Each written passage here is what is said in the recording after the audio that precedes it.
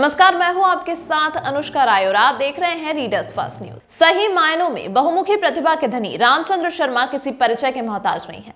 जीवन के हर एक क्षेत्र में अच्छी खासी पकड़ रखने वाले रामचंद्र बहुआयामी व्यक्तित्व के साथ साथ आम लोगों के सुख दुख के साथी भी हैं। एक साधारण परिवार में ताल्लुक रखने वाले रामचंद्र ने निरंतर संघर्ष करते हुए आज अपनी एक अलग पहचान बनाई है। शिक्षा, खेल, प्रशासन, समाज सेवा, राजनीति, जीवन के हर क्षेत्र में गहरी पैठ रखने वाले रामचंद्र आम लोगों की जिंदगी जीने की जद्दोजहद से अच्छी तरह वाकिफ हैं। लिहाजा उनकी सोच और उनका दृष्टिकोण आम लोगों के हित का प्रतिनिधित्व करता है। आज जिले की राजनीति में उन्हें एक ताजा हवा के झोंक की मानंद देखा और परखा जा रहा है। राजनीतिक जानकार उन्हें रायगढ़ की राजनीति का भविष्य करार दे रहे हैं। पेश है रीडर्स फर्स्ट से हुई उनकी एक्सक्लूसिव बातचीत के कुछ चुनिंदा अंश।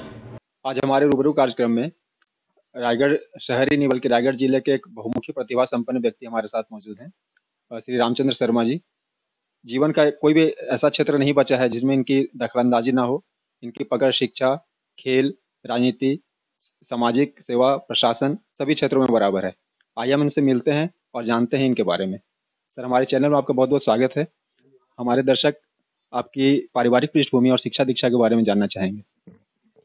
मैं आपके रीडर फर्स्ट के माध्यम से सभी जनता को, रायगढ़ के निवासियों को प्रणाम करता हूं। और जहां तक जीवन परिचय की बात है, मैं भी सामान्य व्यक्ति हूं, जैसे आप सब हैं, मैं हूं। एक साधारण परिवार में पैदा हुआ। मेरे पिताजी स्वर्गीय श्री मनीराम शर्मा जी पुजारी रहे। हमारा खुद का मंदिर है, राधा कृष्ण मंदिर, वहाँ वो पुजारी रहे, संत व्यक्ति रहे। उनके सिखाए हुए संस्कार और मेहनत करने की हिम्मत, क्षमता ही आज इस मुकाम तक लाई है कि आज सभी लोग एक सम्मान देते हैं, इज्जत देते हैं। मैं स्थानीय केवड़ावाड़ी स्कूल में पढ़ा, प्राइमरी स्कूल। उसके बाद फिर नटवर हाई स्कूल में हायर सेकेंडरी किया। डिग्री कॉलेज में बीएससी और एमए इतिहास किया। उसके पश्चात मैं कॉम्पिटिटिव एग्ज़ाम की तैयारी किया। कॉम्पिटिटिव एग्ज़ाम में मैं मिनी पीएससी दे करके सफल हुआ, जहाँ थानेदार के रूप में मुझे नौकरी मिली। मैंने 14-15 साल पुलिस की नौकरी की, लेकिन चूंकि रायगढ़ वासी हूँ, आत्मा यहीं से रची बसी है, तो यहाँ कुछ देने के लालच में, जनता के साथ रूबरू होने के लालच में मैं वापस आ गया। और आज आप सभी जानते हैं, संस्कार पब्लिक स्कूल मैं चला रहा हूँ, जहाँ हजारों बच्चे पढ़ के निकल चुके हैं और कोशिश करता हूँ कि उनका जीवन बने। यदि मैं शिक्षा के अलावा बात करूँ तो मैं एनसीसी में पूरे कॉलेज का सीनियर अंडर ऑफिसर रहा और 5 साल मैंने एनसीसी में काफ़ी कुछ सीखा जाना। खेल में मैं विश्वविद्यालयीन खिलाड़ी रहा, स्टेट खिलाड़ी रहा। क्रिकेट का मैं एक अच्छा प्लेयर रहा मेरे विचार से। और युवा महोत्सव में प्रश्न मंच के कार्यक्रम में मैं बहुत अच्छे स्तर तक प्रदेश में गया। मैं और सीपी देवांगन सर, हम दोनों की टीम थी। ऐसे बहुत सारे काम, बचपन से ही सक्रिय रहना, बहुत सारी चीज़ों में इन्वॉल्व होना और समर्पित होकर करना, ये एक स्वभाव में रहा। और यही कारण है कि जैसा कि आपने कहा, बहुमुखी प्रतिभा सब कहते हैं, मैं ऐसा नहीं मानता। मैं तो ये मानता हूँ कि सामान्य व्यक्ति हूँ, लेकिन जो भी करता हूँ दिल से करता हूँ, अपने लोगों के लिए करता हूँ और जब तक सफलता ना मिल जाए लगा रहता हूँ। ये एक मेरा प्रयास है। अभी आपने जैसा बताया कि आप टीआई के रूप में पदस्थ रहे काफ़ी दिनों तक। हमारे दर्शकों में यंग एस्पिरेंट्स बहुत सारे हैं, तो हम आपसे जानना चाहेंगे कि इसकी तैयारी कैसे की जाए और इसके लिए क्या संदेश देना चाहेंगे। जी, सब इंस्पेक्टर की 971 पोस्ट अभी निकली हुई है, जिसकी परीक्षा जल्द ही होने वाली है। आपको बताना चाहूँगा कि लॉ कॉलेज के ऊपर निःशुल्क कोचिंग सब इंस्पेक्टर परीक्षा के लिए हम लोग चलाते थे, जिसमें किसी से भी कोई शुल्क नहीं लेते थे और मैं और मेरे 2-3 मित्र मिल करके उस कोचिंग को चलाते थे। तो तब भी और अब भी मैं ये कहना चाहूँगा कि कोई भी परीक्षा कठिन नहीं होती है। कठिन होता है अपने मन को कंट्रोल करना, नियंत्रित करना।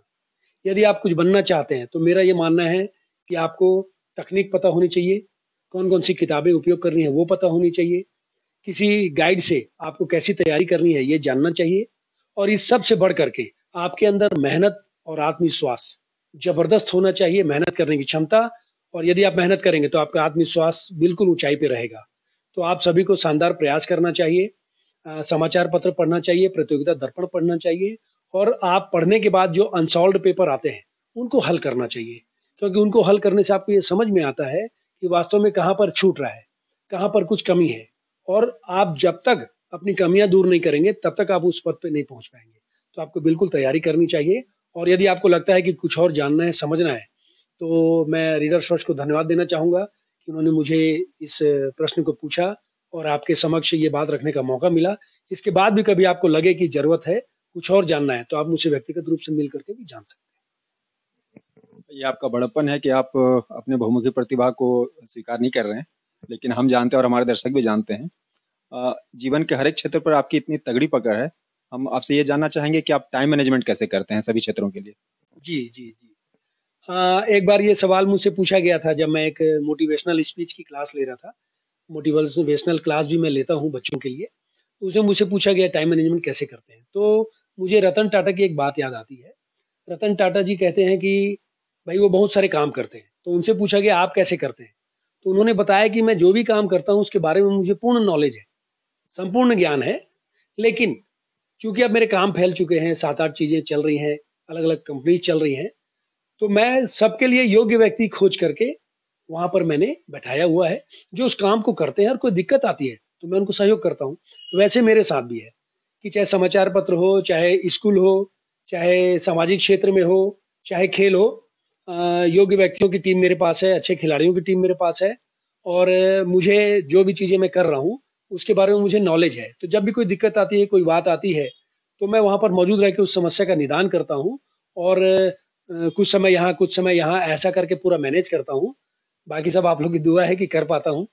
जी।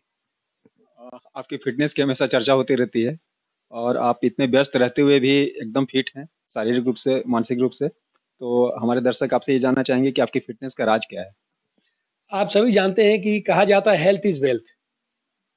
एक कहावत है कि ज़िंदगी भर हम शरीर को पूरा झोंक देते हैं पैसा कमाने में और बाद में पूरे पैसे को झोंक देते हैं शरीर को बचाने में।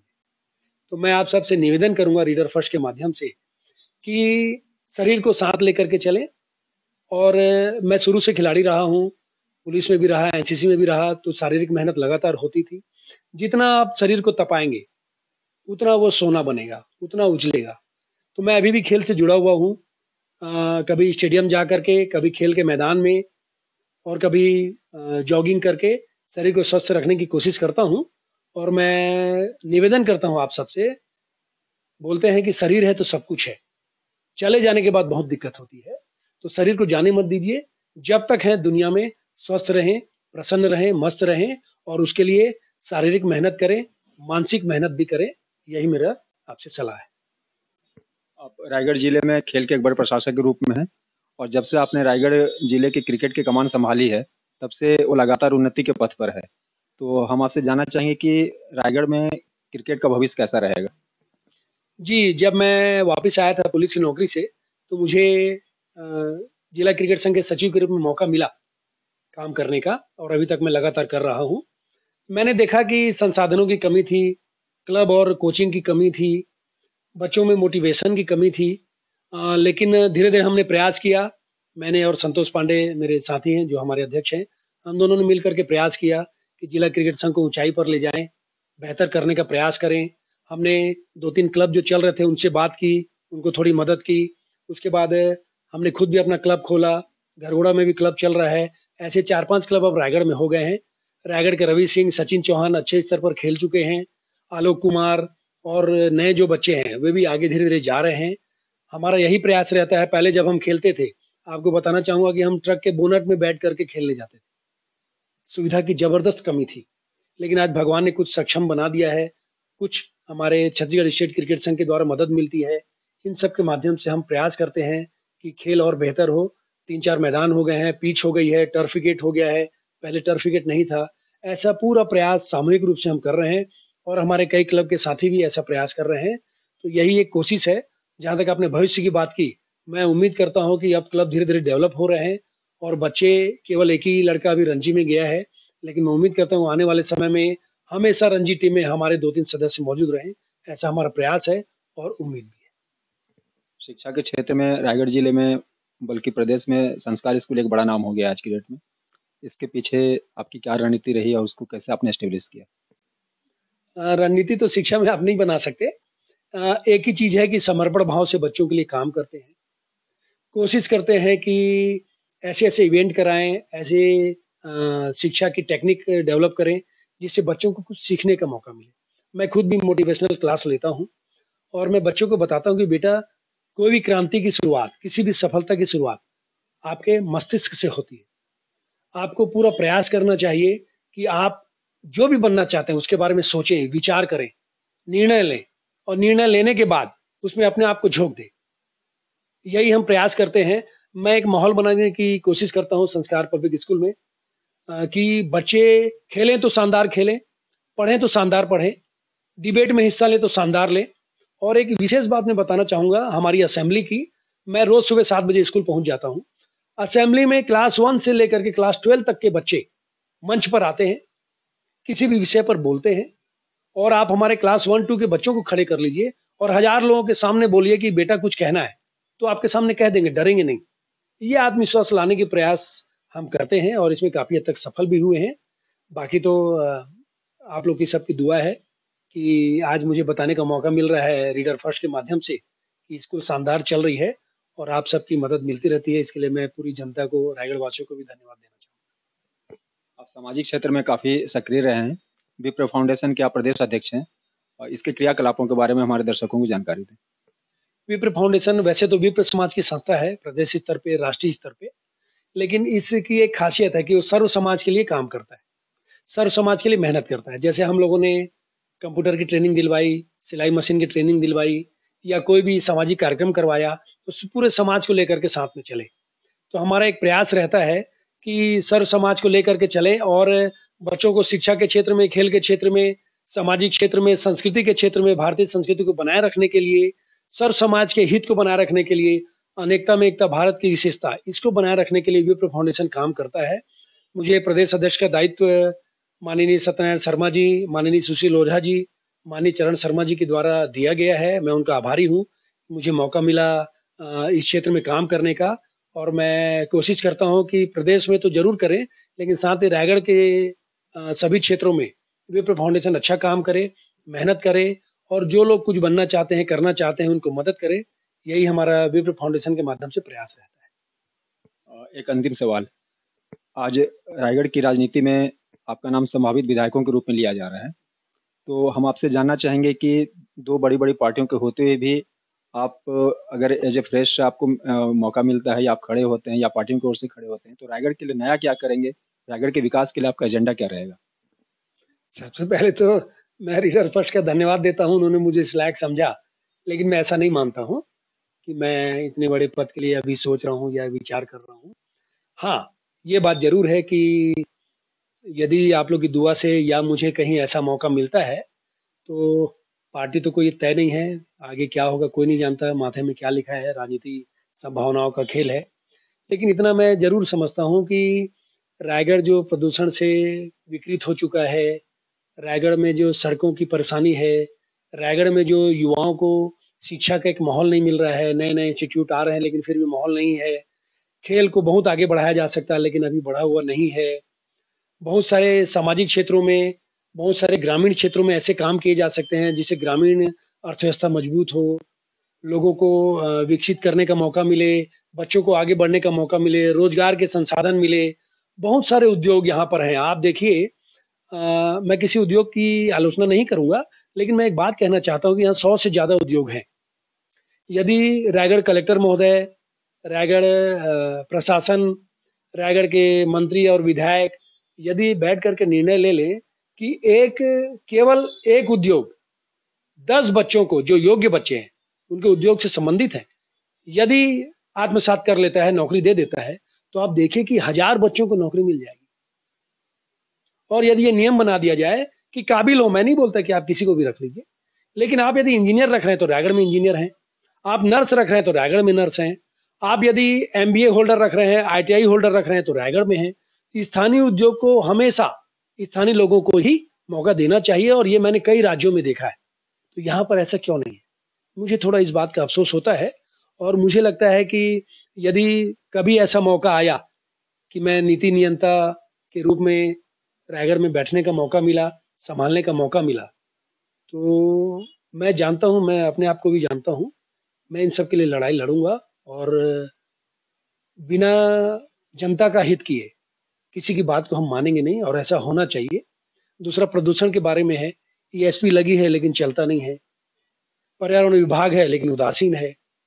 आप देखिए आज की बात मैं आपको बता रहा हूँ, आज मैंने देखा जो इंडेक्स में आता है आपका अम, इसका पॉल्यूशन का आज 227 है, एआईक्यू 227 है, लिखा हुआ है अनहेल्दी है। हम क्या कर पा रहे हैं? कुछ नहीं। कोई सामने आ रहा है? कोई नहीं। कोई बोल रहा है? कोई नहीं। यदि मैं अभी बोल दूँ कि किसी से सेटिंग है, तो बोलेंगे आरोप लगा रहे हैं। लेकिन जब वास्तव में कुछ गलत नहीं है, आप सही हैं, तो इस बात के लिए आप आगे क्यों नहीं आते? क्यों इस बात का विरोध नहीं करते हैं? कब तक जनता धूल-मिट्टी खाती रहेगी? मुझे थोड़ा अफ़सोस होता है, मैं रायगढ़ वापस आया तो बहुत बदल चुका था और मुझे लगता है कि फिर से इसे वापस लाने की ज़रूरत है, बदलने की ज़रूरत है। इस बात का प्रयास मैं ज़रूर करूँगा और सड़कें, बिजली, नाली, पानी जो बेसिक सुविधाएँ होती हैं, वो होनी चाहिए और मैं तो रीडर फर्स्ट को धन्यवाद दूँगा कि उन्होंने इस बात को उठाया और मैं आगे भी उम्मीद करूँगा आपसे कि आप ऐसी बातों को ज़रूर उठाते रहें और यदि हम यहीं पले-बढ़े हैं और यहीं के लिए काम नहीं कर पाए, काहे की राजनीति, काहे की समाज सेवा, सब बकवास है। मुझे लगता है कि यदि मुझे यहीं से सब कुछ मिला है, नाम, इज़्ज़त, पैसा, शोहरत, तो मुझे यहाँ के लिए कुछ करना चाहिए, मुझे मतलब सभी को, पूरी जनता को। आइए हम मिल कर के कोशिश करें, प्रयास करें, पद में हो या ना हो, यदि हम सब प्रयास करेंगे, सफलता ज़रूर मिलेगी, ज़रूर हम जीतेंगे और प्रदूषण से, बहुत सारी अव्यवस्थाओं से हमको मुक्ति मिलेगी, ऐसा मेरा मानना है, बाकी ऊपर वाला है। धन्यवाद। आपने हमारे चैनल को अपना अमूल्य समय दिया, इसके लिए बहुत-बहुत आपको धन्यवाद। बहुत-बहुत धन्यवाद। और मैं रीडर फर्स्ट के लिए कहना चाहूँगा कि जनता की आवाज़ उठा करके, युवाओं को मौका दे करके, नए-नए चेहरों को सामने ला करके, आप वास्तव में जनता के हित का काम कर रहे हैं। क्योंकि आप चाहते तो किसी उद्योगपति को बुला करके, किसी ऐसे व्यक्ति को बुला करके जहाँ से लाभ हो सकता है, मीडिया से इसका फ़ायदा होता है, आप कर सकते हैं। लेकिन मैं गौर किया हूँ कि आपने हमेशा युवाओं को, समाज सेवा करने वालों को जनता के हित को महत्व देने वालों को आपने महत्व दिया है, उनको सामने बुलाया है, अपनी बात रखने का मौका दिया है। मैं फिर से आपको धन्यवाद देता हूँ और उम्मीद करता हूँ कि आप शानदार ऐसा ही काम करते रहेंगे।